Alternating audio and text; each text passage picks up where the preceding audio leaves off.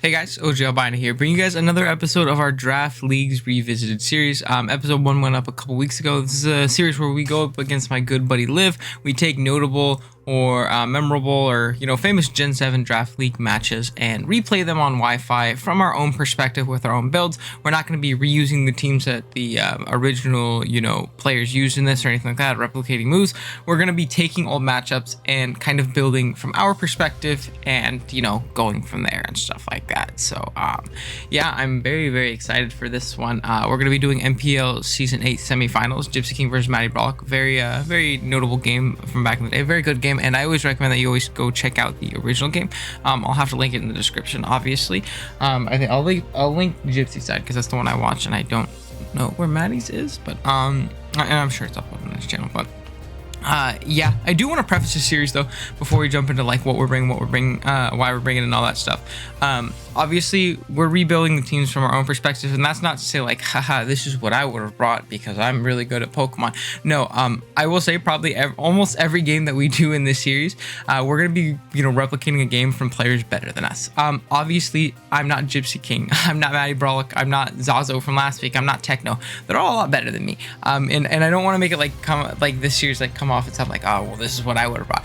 No, this is like solely for the purpose of wanting to play old Gen 7 Wi-Fi and kind of like looking back fondly on a really fun generation in Draft's history, and kind of just recollecting on those and kind of taking those matchups and see what I would have done and see what I could have done better and stuff like that. For example, when I was building for this game, I've seen this game a couple times.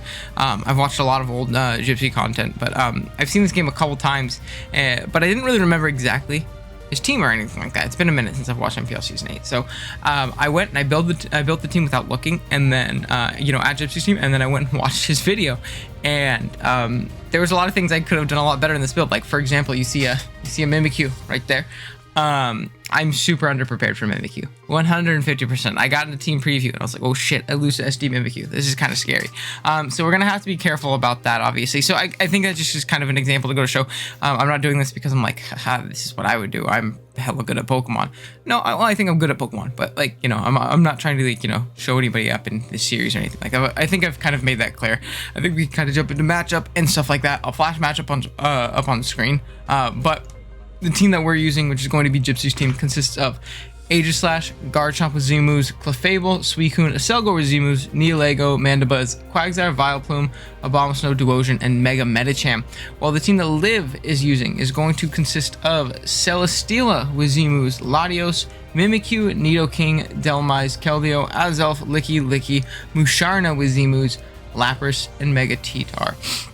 Now this is a very iffy matchup.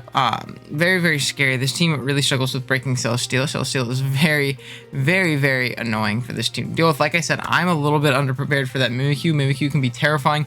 An offensive Mega Titar was also very scary to me. I think Edge plus Crunch kind of just rips this team a new one, so that's obviously not fun. And then Keldeo. Keldeo is a big issue.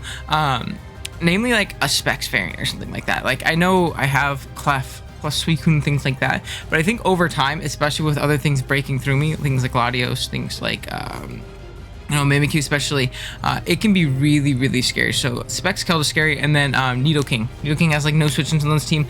Max Spadef Mandibuzz is to a KO by Ice Beam. So and I'm pretty much Max Spadef on the site. I'll link the Pokepaste I have in the description below if you guys want to look at spreads and stuff like that. I won't go super in depth on the EVs and stuff like that since this is just a post com. We're gonna jump right into the replay and stuff like that. But it is like Max Spadef Mandibuzz, and that is my check to it.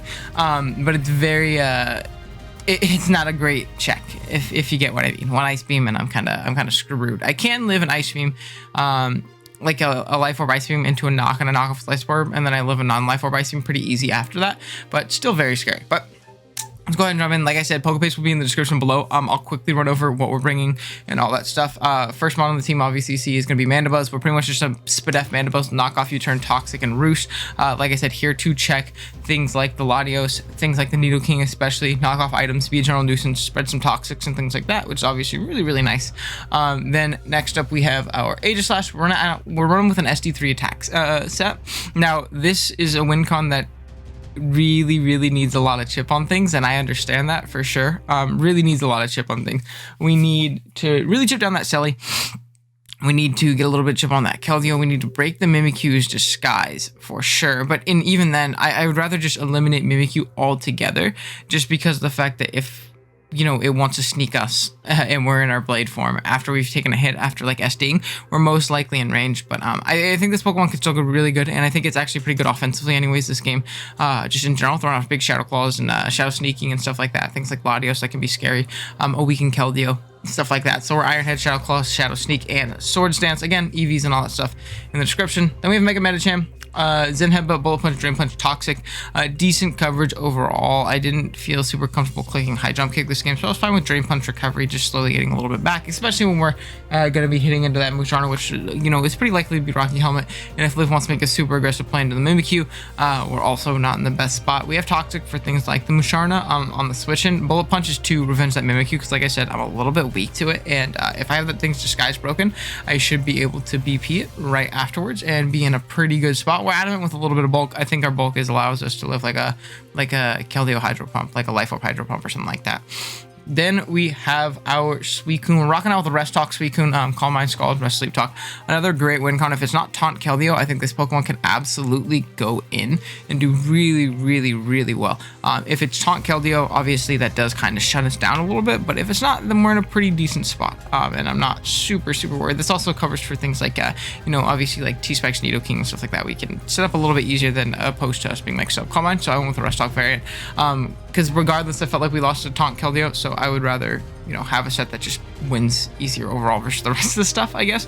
Or like a Toxic or a Thunderwave Musharna, a Toxic Selly, stuff like that. And we can get back our health a lot faster, which is awesome. And we have like a Max Spadef Clef, Moonblast, Knockoff, Rocks, and Soft Boiled. This thing is here to obviously check the Keldeo and check the Latios. I think our Mandibuzz is pretty much going to be designated to hopefully checking that Nidoking. If Clef can kind of pick up the slack on those other two, especially Keldeo. Obviously, Mandibuzz can probably take a Keld hit, but we're not rocking with Brave Bird, so we can't really do much back to it. So we need to be careful about that. This is going to be a rocker. Knocking off a Lefties off of Steelo would be genuinely amazing. Knocking off the specs on Keldeo would be genuinely amazing. Just a lot of things that really don't appreciate losing their item in this game. So I think that Clef is really nice in that sense. And then we have a Scarf Lego with Stabs plus Size Shock and Toxic Spikes. Now, if I can eliminate the Nidoking, I think Toxic Spikes can really help with my Coon winning in the end game, especially against things like Keldeo and stuff like that. Now, the team that Liv brought isn't the weakest to T-Spike, so it likely won't be going up this game, especially if I can just catch the Musharna with the Toxic on my Medicham. That would be absolutely amazing. And then from there, I don't really need the T-Spikes, but it was something nicer in prep, I felt. And, you know, I do wish I had Thunderbolt instead now for that Celesteela, but it's completely fine.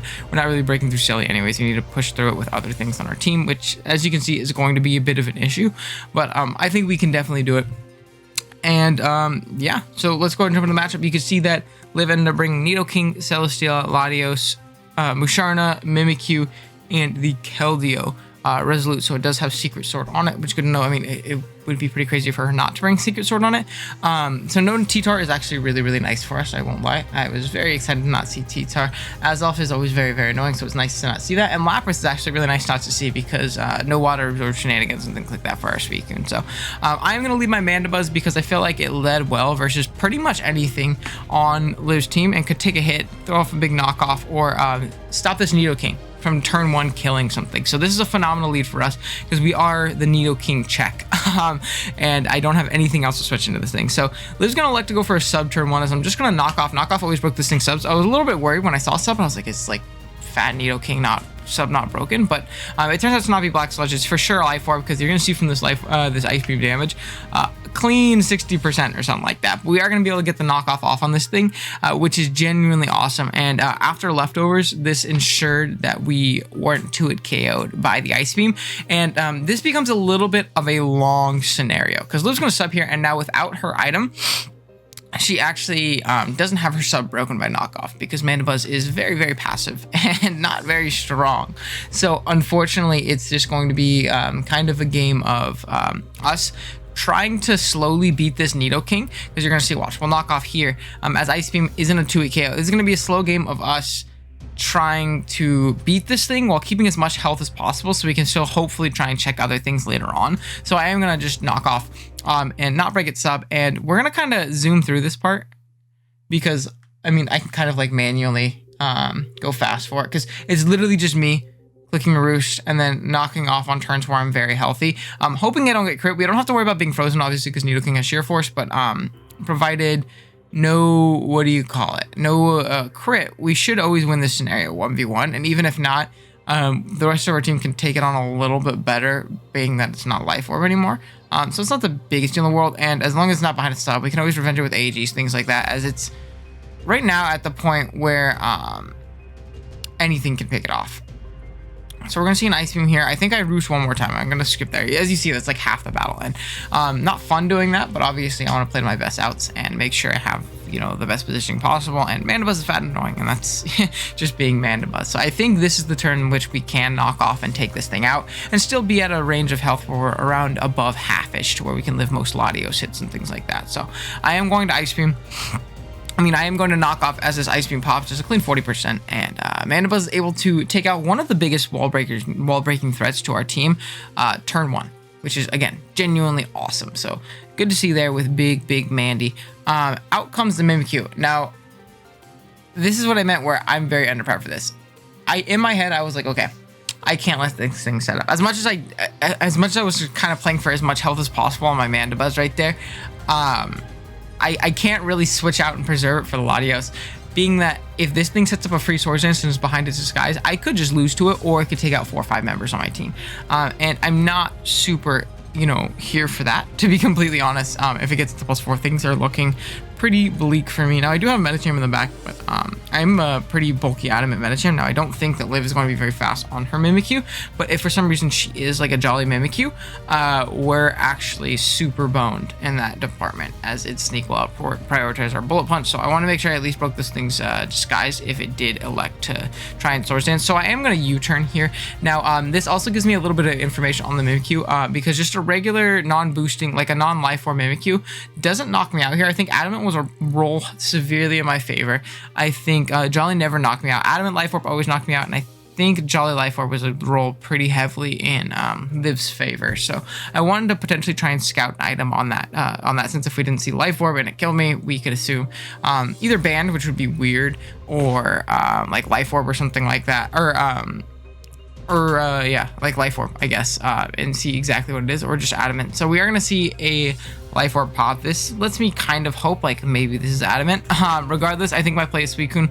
I'm pretty darn physically defensive. As much as it sucks taking a bunch of chip on this win con, I feel like it's my best way of kind of dealing with this thing, and we can always fish for Scald Burns, and if we get Scald Burns, we're in a much better spot. So we're going to see Mimikyu's Disguise break, as we actually turn out to be faster. So this is a very fat Mimikyu, incredibly fat and incredibly slow. I believe our Suicune was only creeping max Adamant Mega T-Tar, so seeing this thing take that much damage is, being that slow is pretty crazy. It's basically like no speed Mimikyu, but we're gonna be able to throw off another Scald. Unfortunately, not get another burn, as this thing is +2.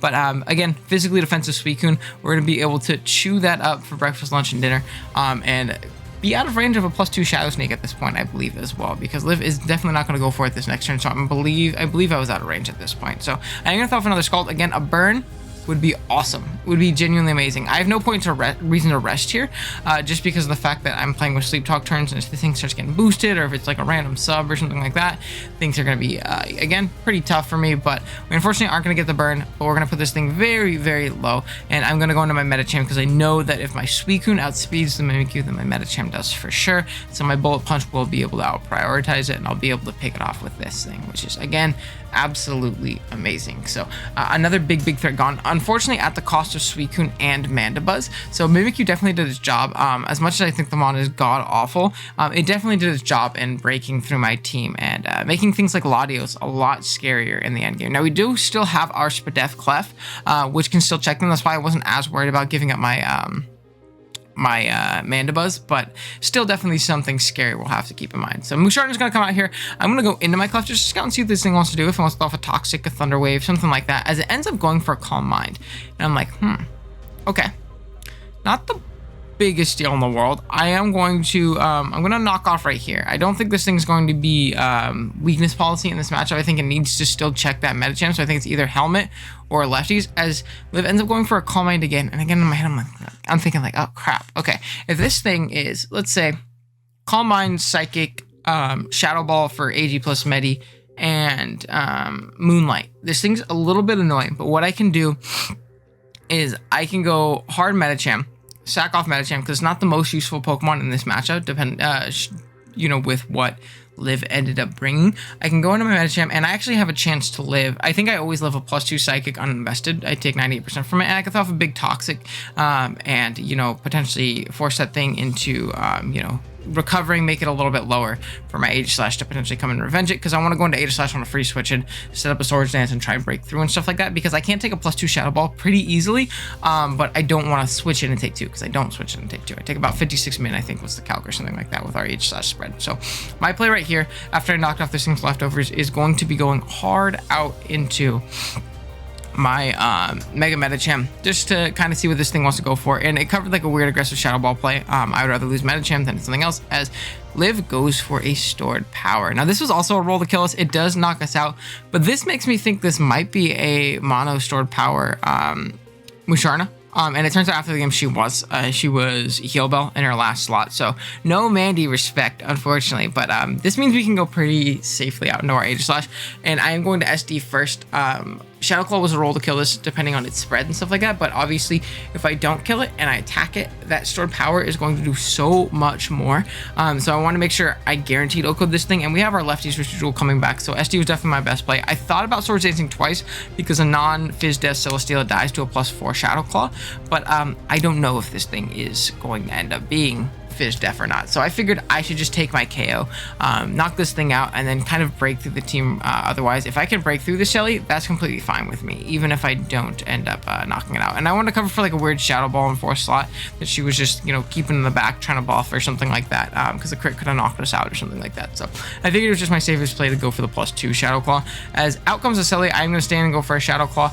We do a clean 80%, showing that this is no Fizz Def invested Shelly. Found out after the game she was max HP, but she was pretty offensive with the Z ground gonna pop right here. And obviously AG is not gonna survive this at any universe. We had a chance to live like a no investment flamethrower. We did not live an earthquake or anything like that, and we definitely don't live a tectonic rage at all. So that's obviously not fun. We're gonna go down here, which is annoying for the Latios, even the Keldeo, but it's not the biggest deal in the world, because this Shelly being broken through is amazing for our Clefable, because I'm gonna go into my Nihi here. Now I'm gonna kind of force Liv into a tough spot. I'm gonna go for a Power Gem, and she's gonna give me the Celesteela. And this is amazing, because if you look at the last 2 members on Liv's team, it's Keldeo and it's Latios. Now right here is an interesting term. In my opinion, Liv goes into her Latios, screaming that it's Scarf. For sure screaming that it's Scarf. In my opinion, I think her best play was Keldeo, for sure. What Keldeo did is it forced out my Nihi, because it's faster than me if I'm not Scarf. And it's, obviously, if I'm Scarf, I die to a, what do you call it? I just die to a hit.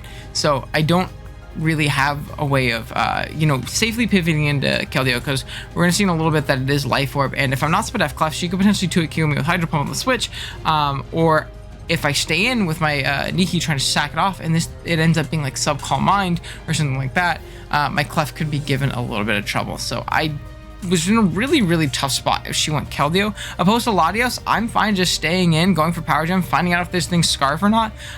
If it wants to go for like a trick on an aggressive Clef play or something like that, that's also fine. I'm just going to Power Gem. If I can hit this too, and it's not Scarf, I do a clean 70-80% or something like that. Put it in range of Clef, and then Clef should actually be able to clean up the game from that positioning.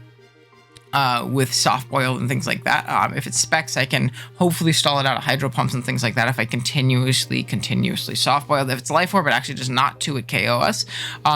So yeah, I think Liv's play was for sure to go Keldeo. This just kind of made it a little bit easier on me and the end game with mind games and 50-50s and things like that. So we're going to see the Latios come in. It does go for a Side Shock. It's going to be able to knock out our Neolego, which is, again, completely fine. This shows me that it's Scarf. We know that we aren't 2-hit KO by Scarf Side Shock either, just because Clef is really fat. I don't need any Fizz Def to not be 2-hit KO by a non-boosting item Latios Side Shock, as Liv is going to go for the Side Shock here. I'm just going to go for a Moonblast, again, trying to get as much chip off as possible. That does do a chunk, being that we are Spadef, but it's honestly completely fine. We are going to get off the big Moonblast right here. move it down to a clean, 45-ish%. And I'm going to recover here just because I can. There's no reason not to. And I can kind of start stalling this thing out a little bit, as Liv is actually going to make the play of hard Keldeo. Now, this is definitely very, very scary. We are going to be able to soft boiled up. Now, if this thing is specs, it can 2-hit KO us, and we kind of just have to hope for a miss. I won't lie to you. But if it's not, we do live 2 Life Orb Hydro Pump. So I am just going to go for a Moonblast right here. Liv is going to throw off a big Hydro Pump. We see that it is in fact a Life Orb, and after lefties, we are not 2-hit KO'd. I think Specs might have been a roll after lefties. I don't know. But we are going to be able to Moonblast, get a fat chunk off. We do get a Spadef drop here. I don't think this really matters. There was no roll in any universe where that did kill us. And obviously, if she gets a crit, she breaks through that Spadef drop, special attack drop anyways, so it's not like it really ends up mattering in that sense. It just lets me get a little bit more health back on my Clef for the Latios, but I think we should have always been out of range of a Latios hit, minus a crit or anything like that, because it wasn't 2-King us, and obviously we're getting lefties plus soft boil back, which is giving us more than 50% health every single turn we're recovering. And yeah, we just spam soft boiled here. If this thing wants to taunt me, that's fine. I get out of range of it, plus Latios and stuff like that anyways. And if it keeps attacking me, it takes itself out to its own Life Orb, which is what ends up happening here, as we do end up soft boiling, getting at, back to full, essentially, after lefties, and basically sealing this game. So GG's to Liv. This was definitely a really, really fun one. Really, really close one.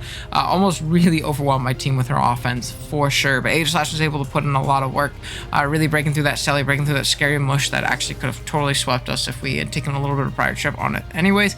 And yeah, we're able to be 2-0 in this little series that me and Liv are doing. Let me know if you guys enjoyed this. If you guys want to see more battles like this, if you have specific games and matchups you want to see us cover, I enjoy doing these. I love playing Gen 7 Wi-Fi. I guess I can kind of announce it here too. I also have a Gen 7 Wi-Fi league that I'm going to be uploading here starting in like a month. I've already drafted the team. I really like it. It's a lot of fun. I'm getting to try them on that I've never gotten to try before, so I'm very excited in that sense. And it should be a good time. It should be a good time. So yeah, if you guys enjoy Gen 7 Wi-Fi content and you're new here, it's something we do over here, so you can definitely drop a sub. Also, plenty of Gen 8, Sword and Shield Wi-Fi battle content and stuff like that, and draft leagues and stuff like that. So definitely stick around if you're new here. Drop a like if you enjoyed the video. Go check out Liv in the description. I will also link the original battle list of this in the description, because I feel like it should. And yeah, with that being said, I'll see you guys in the next one. Later.